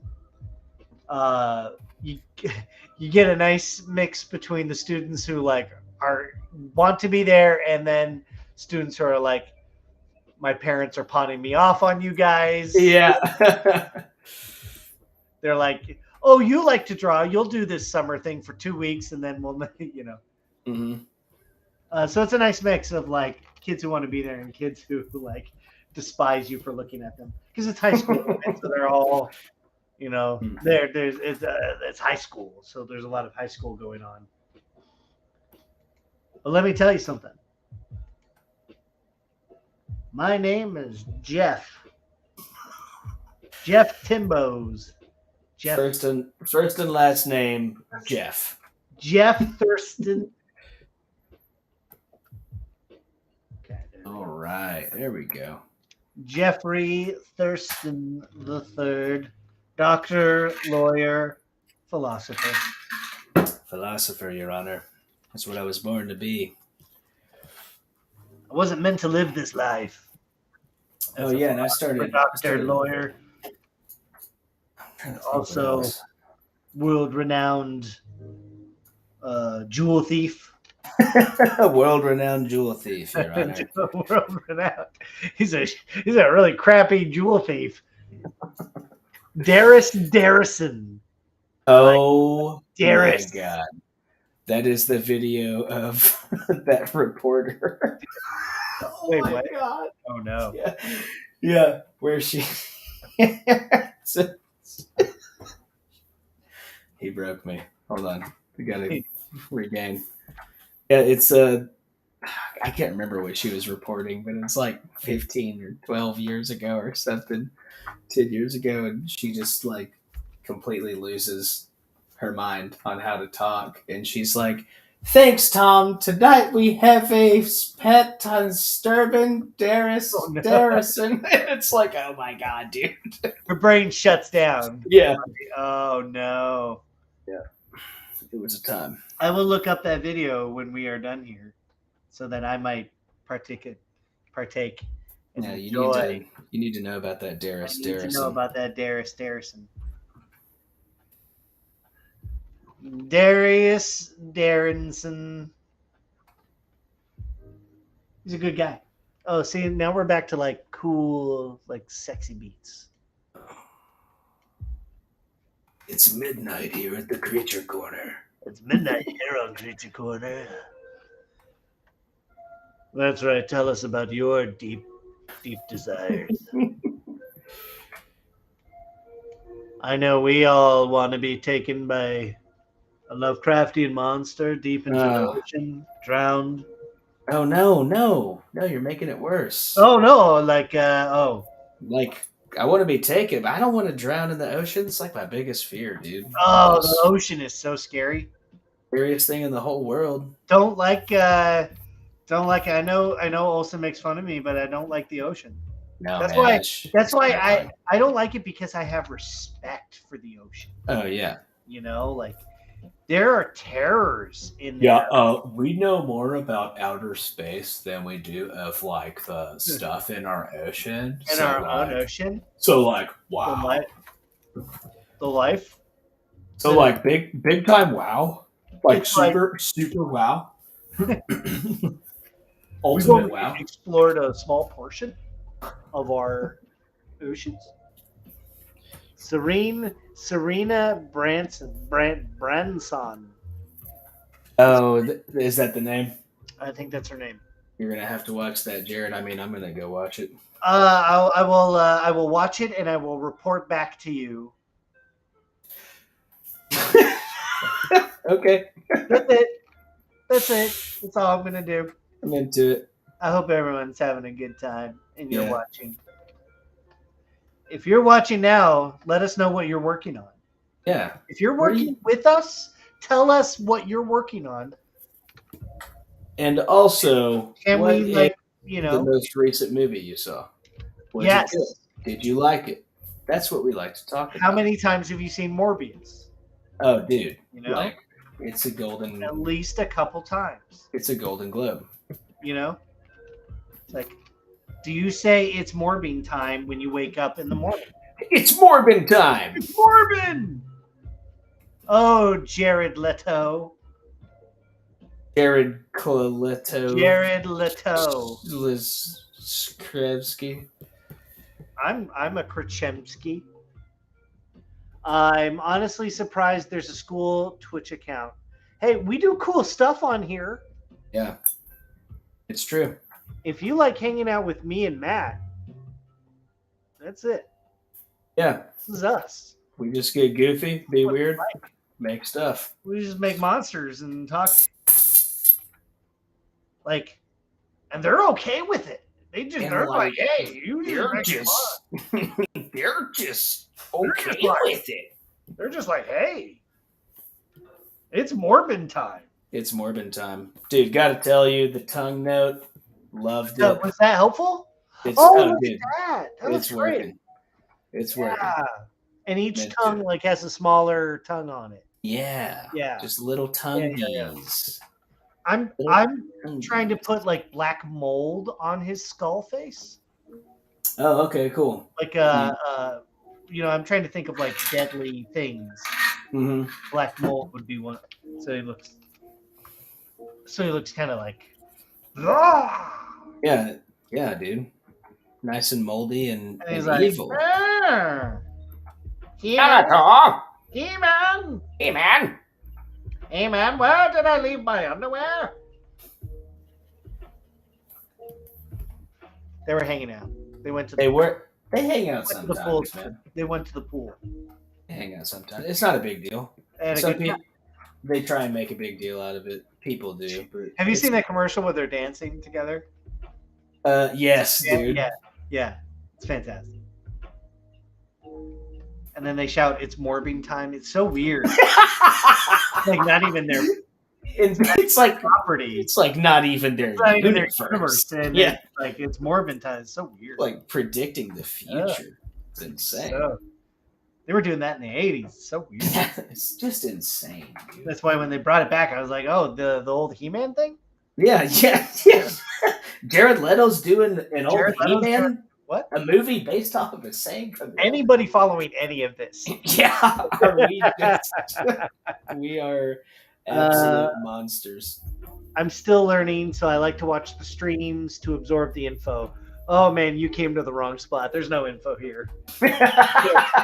There is nothing. There's nothing. But if I you mean, have questions, we could technically teach you things. Yeah. And help you. I mean, like Matt's sculpting. He's in Noodle Town. I'm in and, like, Noodle Town. I think it's important to that you understand that it just takes time. And if you want to make anything and you want to get good, it's going to take hours of your life. And by hours, we don't mean like 10 hours. You're talking like 10 hours for like Like if you want to sculpt like a day. pick out a prime one sculptor, a sideshow collectible, and then like guess how long that takes to sculpt. Yeah. And it's usually lands between 20 and 30 minutes. Yeah, it's like something you rep out real quick on your lunch break. Yeah. No, I mean the level of work is absolutely insane. So good. Makes me happy. I see it and I'm like, ah, Yeah. Morbid. Like being in Morb Zone. Morbtastic. That was a movie. That was, when are you going to see it? You're just waiting for it to come to streaming? what's that? Morbin time? Yes. Morbius. I don't even know the name of that movie. It's Morbin time to me. It's Morbius. No, I'll see it when it comes out on Disney Plus. Mm-hmm. Plus. And then I will watch. You're working on some pixel art for Stardew Valley mod. I've heard those things. I know what those words mean. I do not know what they mean. Stardew Valley is a valley. It's okay, got it. A little bit of dew in there. A little bit of Stardew. Way into it. You know, they go to like Stardew Bucks. Stardew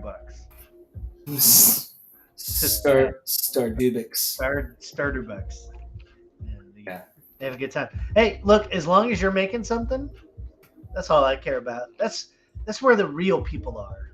They were saying that's what they're working on right now with this. Yeah, oh, that's cool, dude. I mean, pixel art, pixel art is rad. It's incredible. I love pixel art.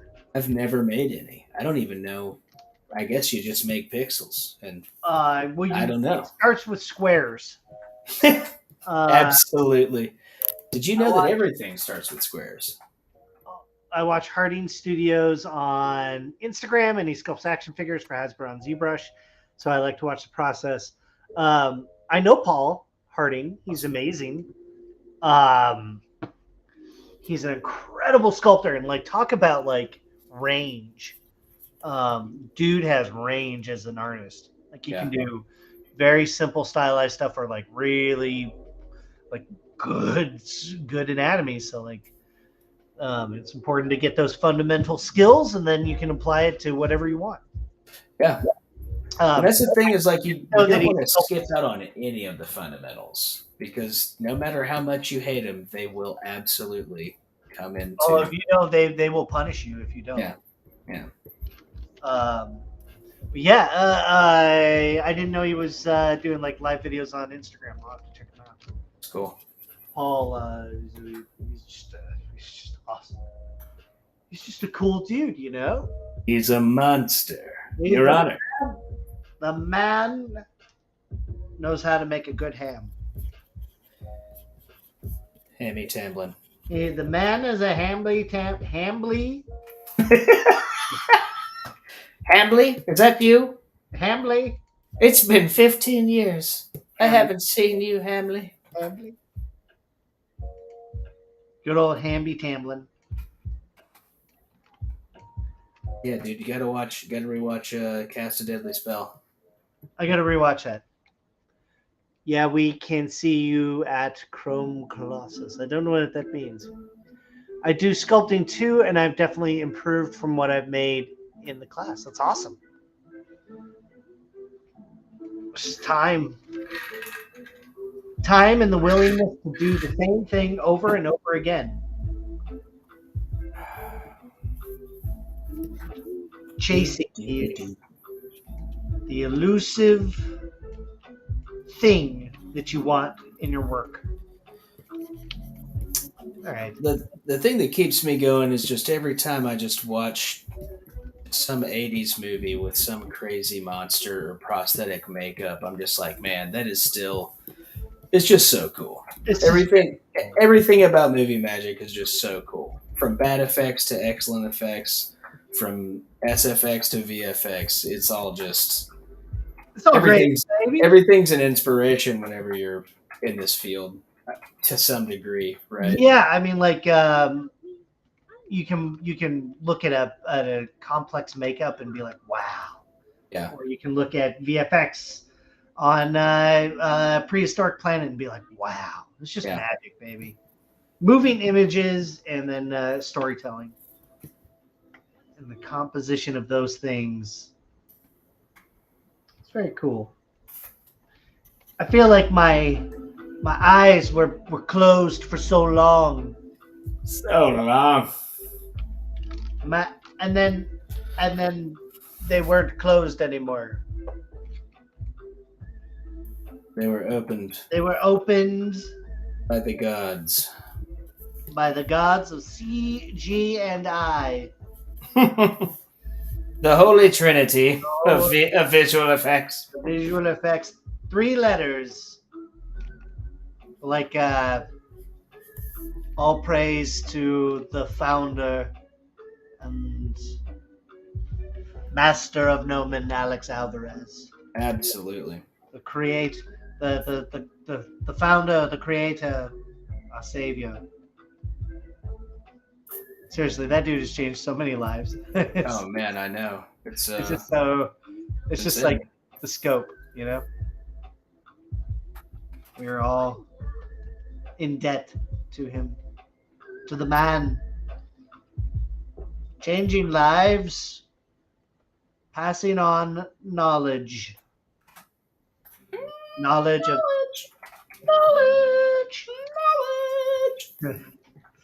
And Wimbley Pimblesmere. Pimblesmere. Ooh, that's a gross one.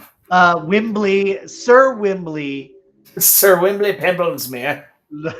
Lord Wimbley. Lord Sir Wimbley Pimblesmere. His name is Sir. You can't. Lord. Lord Sir Wimbley Pimblesmere. I like that. Yeah. He's like, Jared's like, yeah, I know you like that. Yeah, I know you like that. Shit's pretty cool, right? You like that? Cool? You like that? I mean, yeah, you'll like it if you're into cool stuff. If you like cool stuff. You like cool stuff. If you're into cool stuff, I think you'd probably like it. Oh, you don't like cool stuff? That's cool. Oh man, that sucks. I mean, it's cool, whatever. I mean, it's cool, whatever. So we all like different things. But that's I mean, all of us suck in our own way, right? You just suck a little more. It's pretty lame, bro. Pretty lame. Sucking is lame and being cool is awesome. Being cool is dope and being awesome is sick. Monsters. Monsters. And more monsters. All right. I think I'm just going to start slapping on some basic poly paint. So Are you going to slap? I might be starting to slap a little bit. I got a quick question, though. Like, I'm thinking like he might need blue. He might need a crown, right? A crown? Yeah, like just on this one, like does he on just one head? Yeah, like right there, just on that. Like, what if it was made of thorns, or? It's gonna be like this kind of language with the little skeleton arms. Oh, I like. Oh, cool. Right, and they're all bound up. Maybe. But we also got this. It would have to be like this, right? Like the armor. Yeah. No. But like if you did a combination of both that and the skeleton hands, I might be able. Like metal laced with bone. I mean, if it were me, I would do that on one head, and then the other head would maybe have like a crown of tumors or something. I initially thought it was tumors not. I don't know if I want bulbous tumors on. I mean, no, ignore it because it doesn't fit. He doesn't have he's not tumory, right? You know, he's got that sad aged, Elden Ring sadness. Yeah, if this dude had a crown, because initially this guy had a hood over. Yeah, the hood. I remember the hood. But maybe the hood is on both of them, and he's got the crown. I don't know. I like the crown. I like the crown, no hood. Yeah, I like the crown, no hood.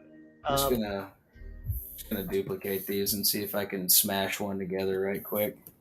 Just to get an idea. Great suggestion is make the tongues lick the chunks in his beard. Oh, that is the language we like to hear. See, John. You're a disgusting sicko, and we like that. Here. Whoever that person is. That's Bane _ nascent. Good old Bane nascent. Make the tongues lick the chunks in the beard. And I like that. You're a sicko. I like that too. Question is how to sculpt like a pro. Well, let me tell you something. It's to do a lot of sculpting. And that's it. That's the key. Oh. No, find Find something you like to do and then do that forever. Yeah, I gotta pop off for like He's got to 2 pop minutes. off. I'll be Okay. right back. It's okay. All right. So it's me. Hi. It's me, Jared. Okay. He had to pop off, take his dog outside. How to sculpt like a pro, but like in all seriousness, it's the only thing that I believe in is mileage. So you want to get better, just keep sculpting. Practice. There's a lot to learn in terms of like sculpting character, and then storytelling, props, all that stuff. Find something you like to do and then just do that and practice that over and over again. It took me I went to school for CGI, for computer graphics, to learn this stuff. But then it took me 2 years after school to get good. So, and that was like, I was working and I was working every day on my skill set. So it takes time. So patience, persistence, and practice. Lots and lots of that. Tips for work-life balance and work-life relationship. Do you manage schedules? Yeah. Yes, working on a Skeletor. He's very... I've been sculpting like mold, like black mold on his face, because I thought that would be cool. But like, yeah, work-life balance. Key is don't take on too much. Take on just like enough that you feel like your basic needs are being met. But don't. I burned out my arms way too many times. It's not worth it. I burned out a lot. Also not worth it. Sometimes you can't help it. Sometimes you take on a job and then you take on another job because one job's tapering off and that'll lead into the next job. So sometimes you can't help it. But when you're not working, try to not work. Like do things outside of your computer. Like go on a hike, go to the beach. Not everybody has access to those things, but like going for a walk is really good for you. Right now I'm recovering from an injury. I'm recovering from like a myofascial flare up. So for me, my life outside of work is just taking care of my body and trying to get my body to recover. So it's been fun. And that's why you want to take care of yourself, because you don't want to experience this. You don't want to burn out your body the way I have. Ever had any injuries from overwork? Yes, absolutely. Right now I have knots in my arms. Like, you ever get a knot in your neck or your back? So I have some deep tissue knots that are really deep in there. They're wrapped with myofascial tissue, so it's really hard to get up to break that stuff up. So yeah, you gotta take care of your body. You gotta do it. I went to physical therapy for years to learn how to manage dealing with this stuff. Because like what happens is I feel good, and then I start overworking because I feel good and I love to work, and then all of a sudden I pay the price, and it takes it out of my body. So I have to really balance out taking care of my body with the work-life schedule, and that's hard sometimes.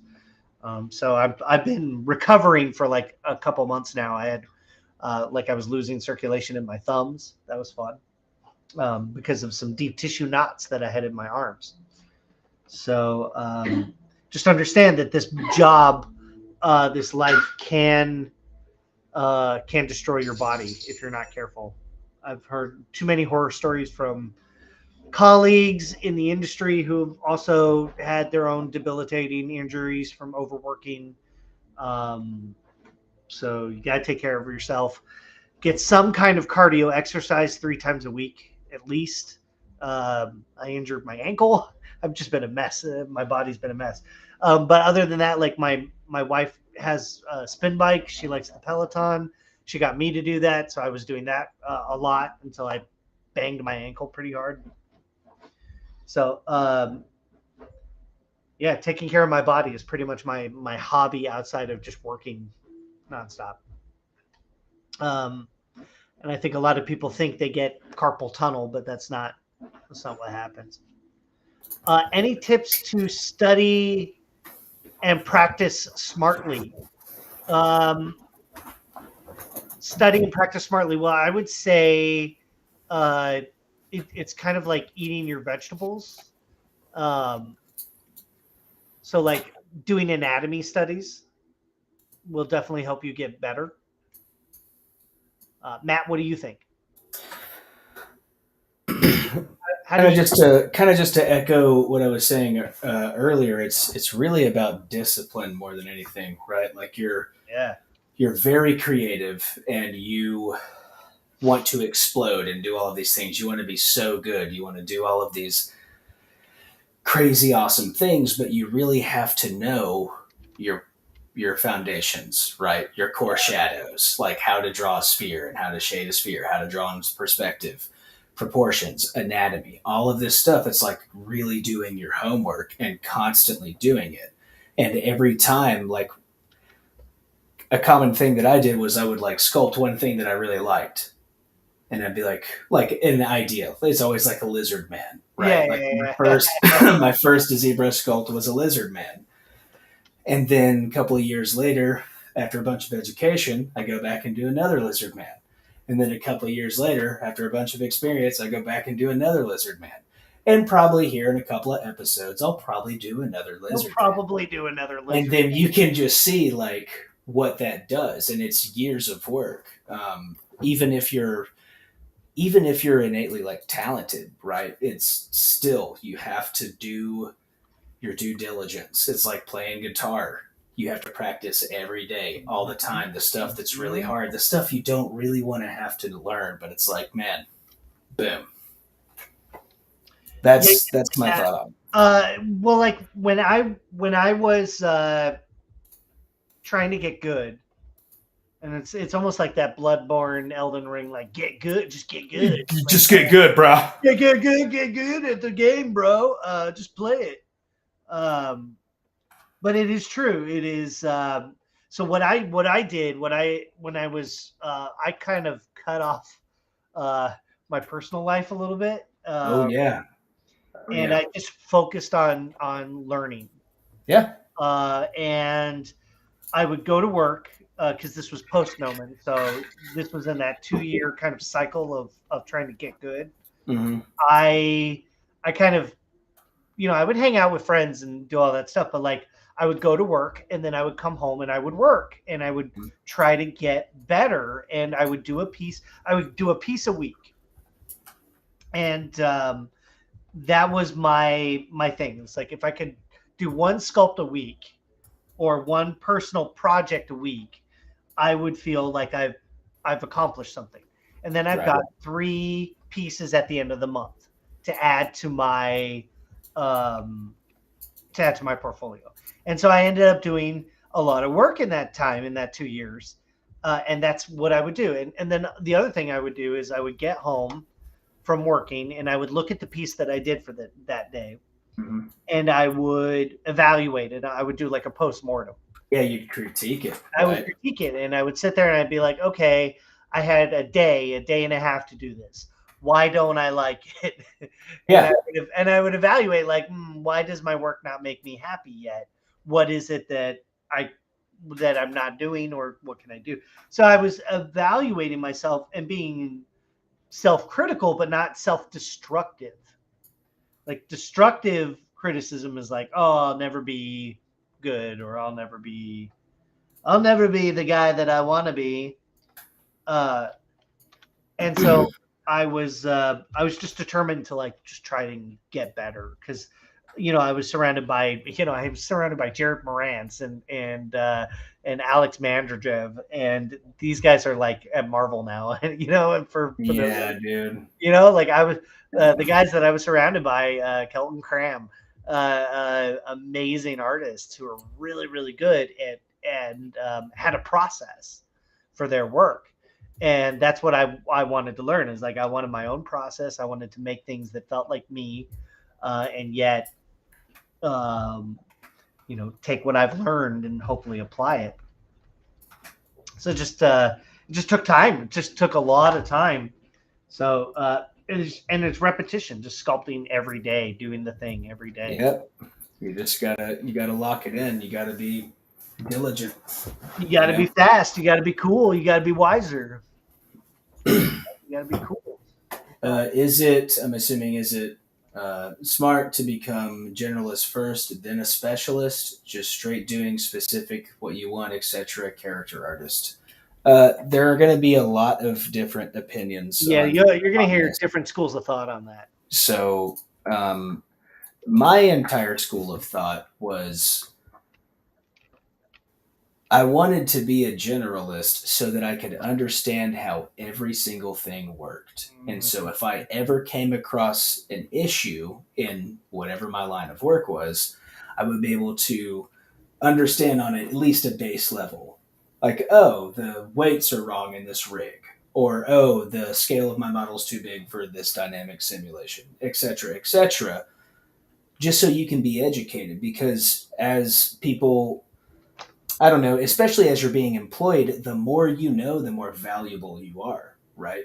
And what I did was I pursued generalist, but obviously wanted to be character, creature, artist, designer. And in this line of work, the more you know about everything, makes you more valuable, saves you time, and just honestly makes you a better artist, because you're not boxed in to one ideology, right? That's my take on that.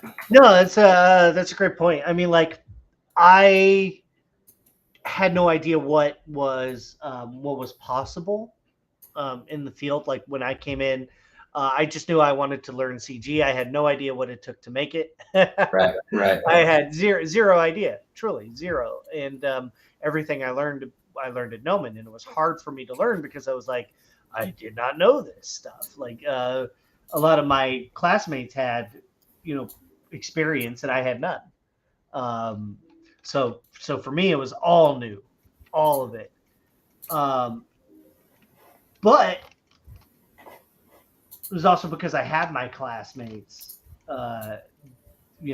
helping me out. That's how it helped me make it.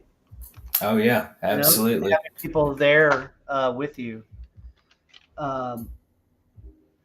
This is a great point. Is Ash Thorpe says you should aspire to be prolific. I agree. I'm not prolific. I am the living embodiment of why you should try and balance your work life, because burnout is not fun at all. Burning out your body is not fun, and it's not worth it. So there's a balance in there somewhere. I think maybe while you're young, be prolific. And then that's like when you're young, be prolific, and then when you're old, like it's okay to like chill out and rest. Yeah, whenever you're establishing yourself and you're hungry and all that stuff, like you want to be seen, you want to do everything you can. Yeah, work out there. But and then once you've established yourself, like just relax a little bit. Yeah. we like relaxing. Let me tell you, burning your body out is fun. It's really great. And the question is not like, it's not like if you'll burn your body out, it's when. It's when, yeah. Like you will burn your body out, and it has this effect of like latent, it'll bring out some latent thing in your genetic system, and it's gonna target it, and you're gonna be miserable if you're not careful. And that's not good. What do you guys think about proliferation of AI art? And is it unethical? Is it unethical to not disclose the use of it in professional work? Yeah. Matt and I have discussed AI art anyway. We discussed it kind of at length last time, and I'm also reaching out to various artists because I'd like to have them come on and we can talk about it. Yeah. What both Matt and I kind of like ended up thinking, you know, it's a tool. It will. I don't think it's going to go anywhere. It's only going to get better. There are like I played around with Midjourney. Yeah, me too. Yeah, I mean, we both played around with it. It's cool. To me, there's something a little hollow about it. Like the process of like just saying words and then getting images. Dude, I mean that's the weirdest part. That's the weirdest part. That's the weirdest part. Is it kind of feels a little soulless. So and I feel that in the act of creation. Now, if you take your AI creation and then you paint over it or you use it in a painting or something like that, I think that's cool because you're using it as a tool. If you're just like creating AI images and then posting them, it doesn't really. Well, I mean, you're not creating anything. You're not creating it. You are not creating a single thing. You're generating a prompt, you know, and then the other thing I don't like is when you're using other artists' name in your prompt. Yeah. That also gets a little weird to me. Like, dude, and also, it's really weird because you can even see little like hints of a signature down that tripped me out. I was like, that's weird, dude. and I don't like that just feels weird to me. Also, like, how many Beksinski inspired AI paintings are we going to get? I'm already bored of half of it. Even though like I think it's really cool, I'm also like, okay, I've seen it. I think I'm worried about the oversaturation of that aspect. Like you're gonna have these killer artists that made killer artwork, you know, like Beksinski and, you know, Frazetta and all this, and it's gonna be like, well, you know, AI art kind of oversaturated that. Yeah, it kind of oversaturates it, and you know, we were also talking about this in our chat, and it's just like it's a trend that happens every time when a new thing comes out or a new style comes out, and a lot of artists jump on it. There's kind of like this group of early adopters that always come out and jump on the latest thing.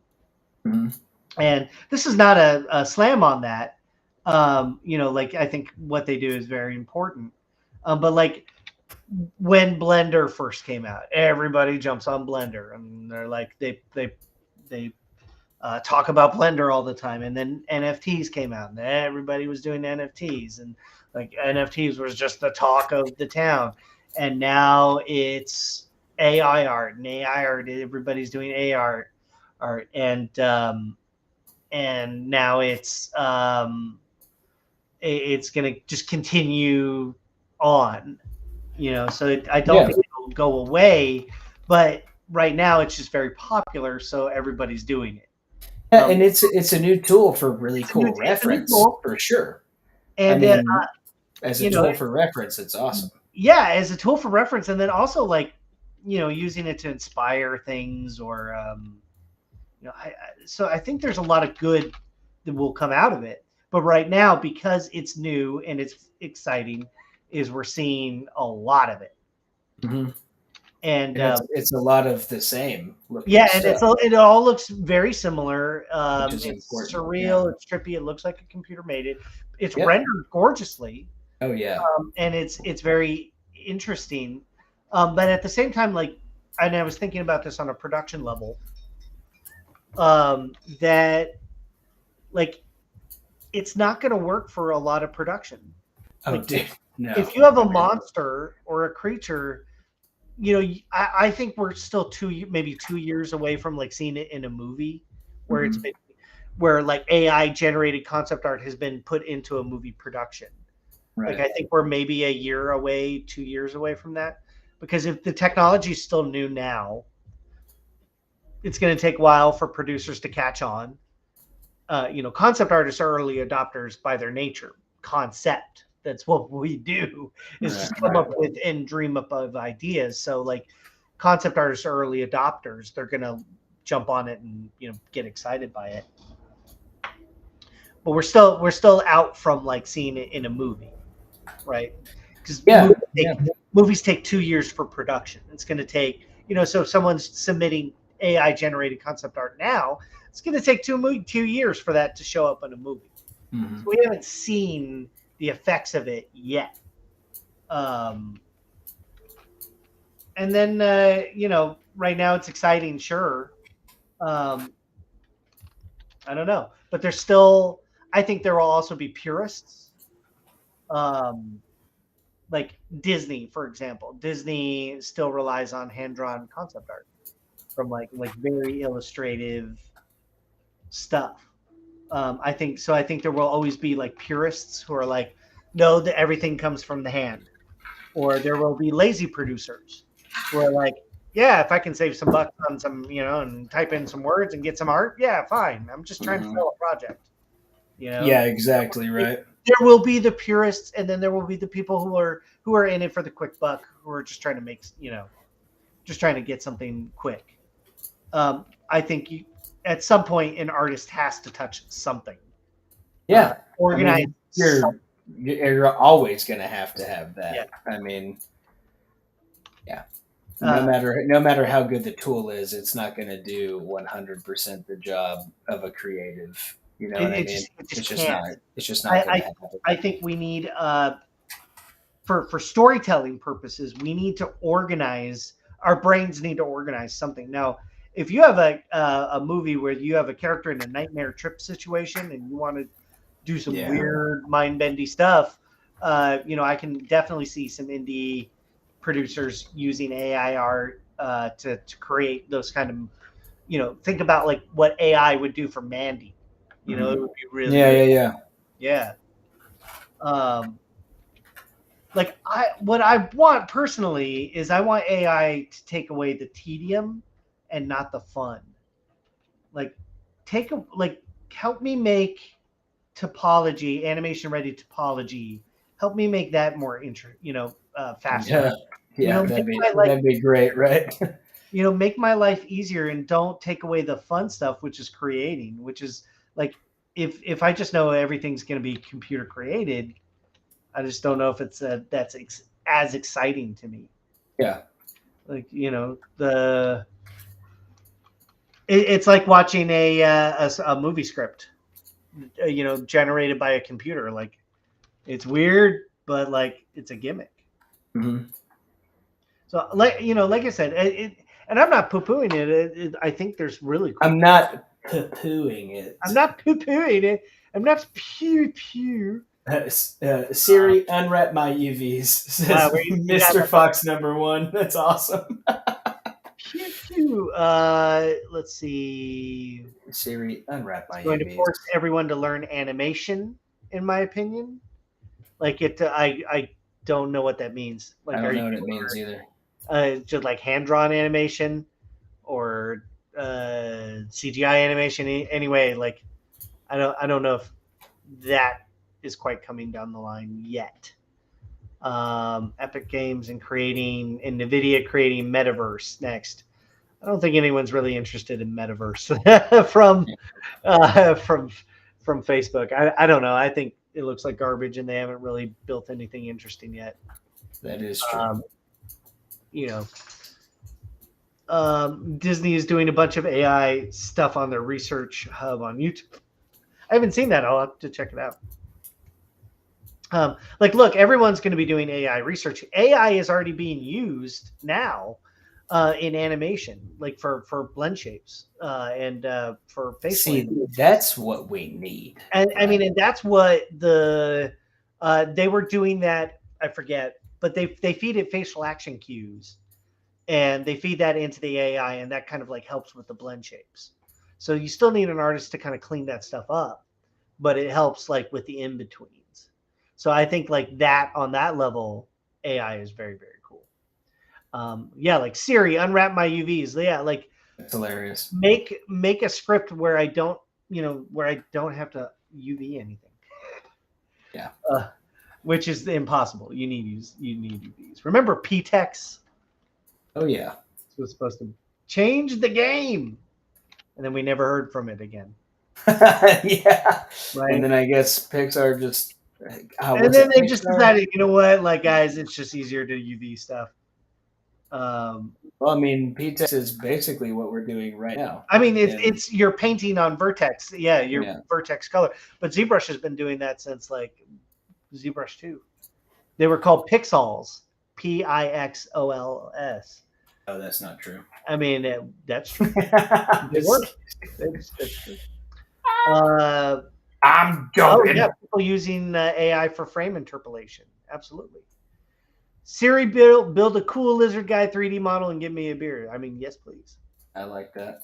I mean, for me, I think, and any artist in general, artists have to make something. And the reason why is because our brains are messed up and we need to be occupied. So I think like the act of creation is something that's inherent to our species. We have to make stuff. Yeah, like kids. Like kids. That's the entire point, right? Babies, right? Let's go ahead and save this before I crash it. Are you crashing it? No, it's just assuming that it's going to crash at some point. Yeah, I'm going to pose his little head here real quick. But like in a movie like The Cell, that would like AI stuff, AI like nightmare fuel would be really cool. Oh yeah. So, like, what's very appealing about it right now is that it generates very surrealistic image. Someone said it's like looking at a cloud or like looking at a dream before your mind makes sense of it. In a way, like it's how the mind formulates something very early on until like our brain's time to organize stuff. Right. So, I mean, I think it's very cool. I think what we're going to see very quickly is just oversaturation. Just because new toy, everyone wants to play with it. Yeah, absolutely. I mean, it's already to that point. Like I saw like the first week or 2 weeks, I was like, whoa, this is insane. Then I'm like, okay, everything looks the exact same. Yeah, you feel like once you've seen one, you've seen like the majority of them. And even though people are playing with the prompts in some cool ways, like some of them are doing World War II stuff or Renaissance paintings or whatever it is, it all just feels kind of samey. I don't want to poo-poo, but I'm going to poo-poo. Poo-poo? Poo-poo. Poo-poo. Pepe le poo-poo. Pepe le poo-poo. Well, we're just having a good time in Noodle Town. We're going to and then like people also like decrying like the end of like concept art. I don't necessarily agree with that either. Again, like I think you're going to get lazy producers. You're going to get some really lazy producers who are just going to, try and save bucks. But at some point, someone has to come in and like fix that crap. I think way before concept art, it would be, hopefully animation and rigging, that kind of stuff. Like I feel like that's going to be more. I mean, that's what I would envision anyway. That's what I would like. Let's get the weights like 90-95% there using AI. Let's get the rig almost locked in with the AI stuff like that for mocap too. Like, exactly. Mocap. They're just like things that like have not had significant updates in CGI that need it like desperately. And I think rigging and animation is one of those. I would like tools that are friendly for like an idiot like me to pick up. Jeffkins, what's up, man? What's up? We're all going to bed. Yeah, and then there are other AI that are coming out, and they're like, do this art in the style of X person. Right. Again, like I feel like that is It's weird, man. Personally, it's weird. Like you're taking advantage of someone's knowledge that it took them a lifetime to build, and you're just kind of putting it in there. So there's something about it that feels icky. Like that feels icky to me. Yeah. Again, like how many times are we going to see a Beksinski inspired? I know, dude. Character, whatever. Again, like someone comes along, they invent a style, something completely wholly them and unique, and you're just gonna like, meh. Yeah, you're just gonna, slam it like that. That doesn't feel ethical to me. Like, yeah. And I know they call it collaboration, but that also doesn't feel. Dude, that is not real. That is not a collaboration. You're not getting that person. Yeah. You're not reaching out to Beksinski and talking to him and being like, hey, what do you think? So, there's a bigger discussion here around it, and I think my dogs are barking. Uh-oh. Doggies. Oh no. Let me go check. Matt, you have. You've got it, Matt. It's on. Here I am. I have it. I have everything. Well, he absolutely goes to Dogtown.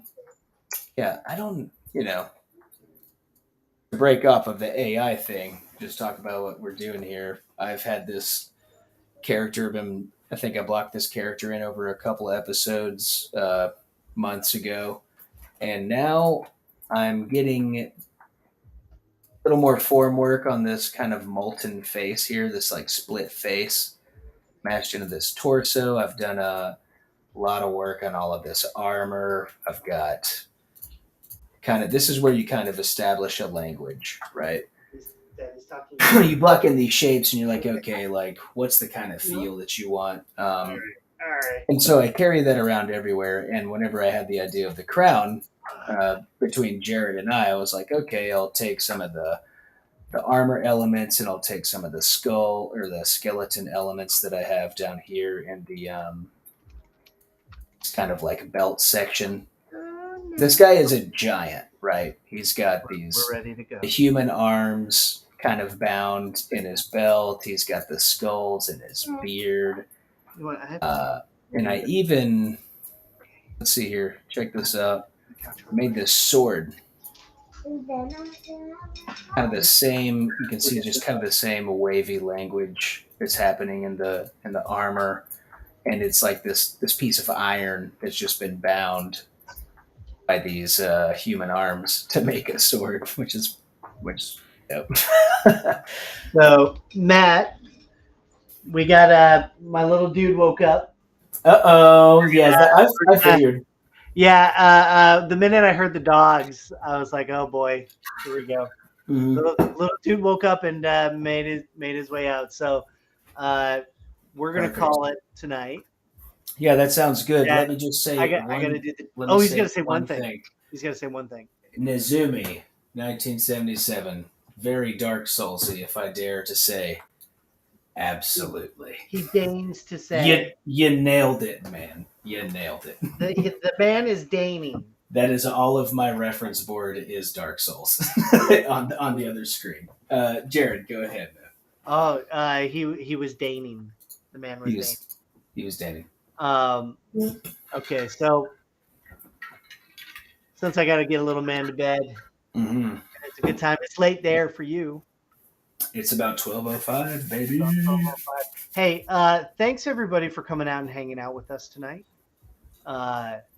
We know there's many choices for streaming, and for all of you to come hang out with us on Creature Corner, we just wanted you to know that we love you.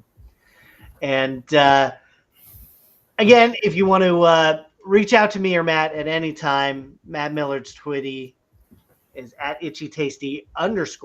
That's right, baby. My Twitty is at MonsterMash042. And then you can find me on Instagram at Jared Krichevsky. So thank you to our sponsor, Lenovo. Thank you to Gnomon School of Visual Effects. Thank you to my friend, Matt Millard. The wind beneath my wings. Love you, buddy. Love Always you a good time, man. Love Have a you good all. night, guys. Be good to yourself. Be good to everybody. Be good to the world. And go make some monsters. Later, y'all. We love you and good night.